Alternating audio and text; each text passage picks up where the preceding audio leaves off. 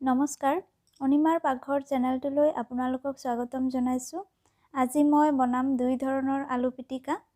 আহক তেনেহলে আমি ভিডিঅ'টো আৰম্ভ কৰোঁ।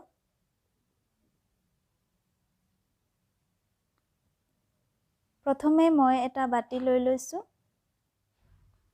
ইয়াতে মই সৰু সৰুকৈ কাটি লোৱা কেঁচা জলকীয়া দি দিছোঁ আৰু এয়া দি দিছোঁ মিহি মিহিকৈ কাটি লোৱা আদা আৰু এয়া লৈ লৈছোঁ ধনিয়া পাত। এয়া আলুখিনি লৈ লৈছোঁ। ইয়াতে দি দিছোঁ নিমখ সোৱাদ অনুযায়ী আৰু দি দিছোঁ মিঠাতেল। এইখিনি দি লোৱাৰ পিছত মই ভালদৰে সানি ল'ম।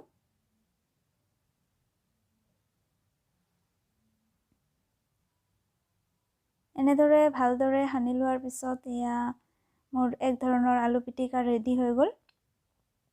এতিয়া মই পুনৰ আন এটা বাটি লৈ লৈছোঁ। ইয়াতে মই শুকান জলকীয়া ভাজি লৈছিলোঁ, সেইখিনি লৈ লৈছোঁ আৰু এয়া সৰু সৰুকৈ পিঁয়াজ কাটি লৈছিলোঁ, সেইখিনি লৈ লৈছোঁ। ইয়াতে দি দিছোঁ সোৱাদ অনুযায়ী নিমখ আৰু এয়া দি দিছোঁ মিঠাতেল। এইখিনি মই এতিয়া ভালদৰে সানি ল'ম।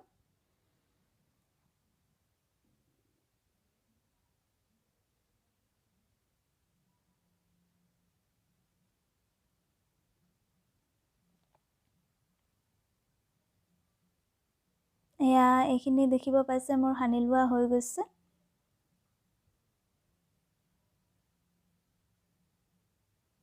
এতিয়া মই ইয়াতে বইল আলুখিনি দি দিছোঁ।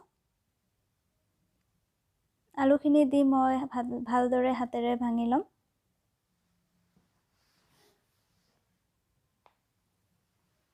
এয়া মই এনেদৰে সানি ল'ম।